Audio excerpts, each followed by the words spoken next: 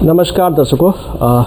कर्क राशि देवगुरु बृहस्पति 11 नवंबर से ही वक्री हो गए हैं और ये अगले साल के मार्च तक ये वक्री रहने वाले हैं। मार्च तक ये वक्री रहेंगे और जो कर्क राशि में ही वक्री हो रहे हैं, मतलब ये उच्च के होकर ये वक्री हो रहे हैं।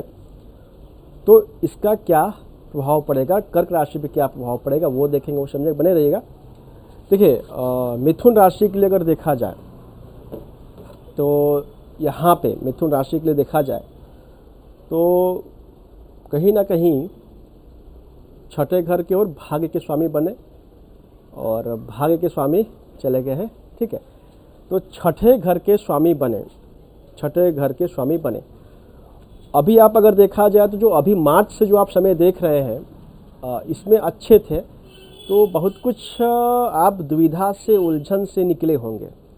कर्क राशि इस बात को महसूस कर रहे होंगे कि आप बहुत कुछ दुविधा से, उलझन से आप निकले हैं। मार्च के बाद से आप निकले हो, बहुत कुछ बुरा होते होते बच गया है। देवगुरु बृहस्पति ने बहुत कुछ संभाल कर रखा है, बहुत कुछ आपको बचा कर रखा है। अभी तक ये यहाँ पे दिखाई दे रहा है जैसे कुछ बहुत बुरा हो सकता था, कुछ धोखाधड़ी हो सकता था, पर वो हुआ नहीं।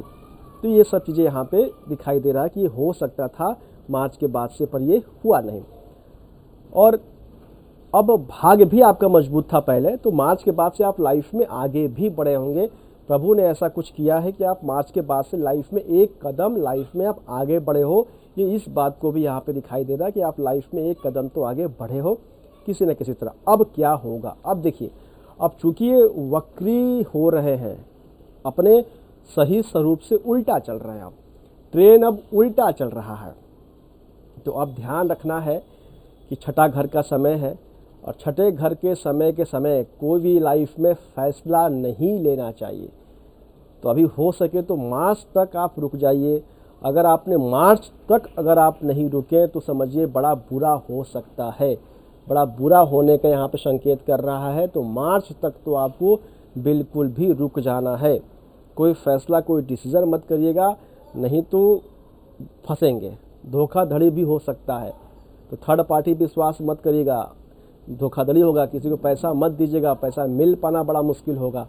तो ये सब चीज़ें यहाँ पे बड़ा इफेक्ट कर सकता है आपको, उलझन दुविधा में आपको ये डालने वाला है। करीब करीब मार्च तक तो आपको ये उलझन दुविधा में ये पूरी तरह से आपको झकझोर देगा या पूरी तरह से आपको डालेगा।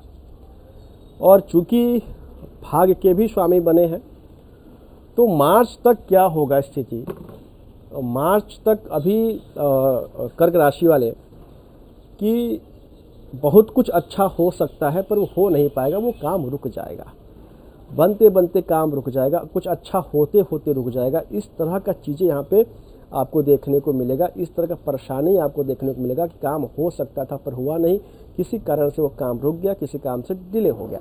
देखिए, अब ये डिपेंड करता है कि आपके व्यक्तिगत कुंडली में बृहस्पति कैसे है।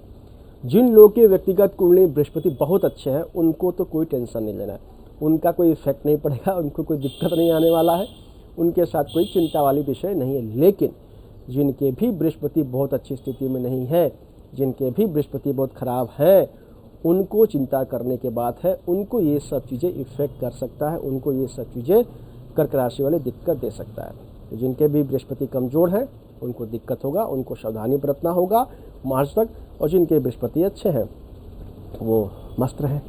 बाकी आप कुंडली में क्या है, क्या तो कुंडली देखने के बाद ही मालूम व्हाट्सअप कर सकते हैं। जय हिंद, जय भारत।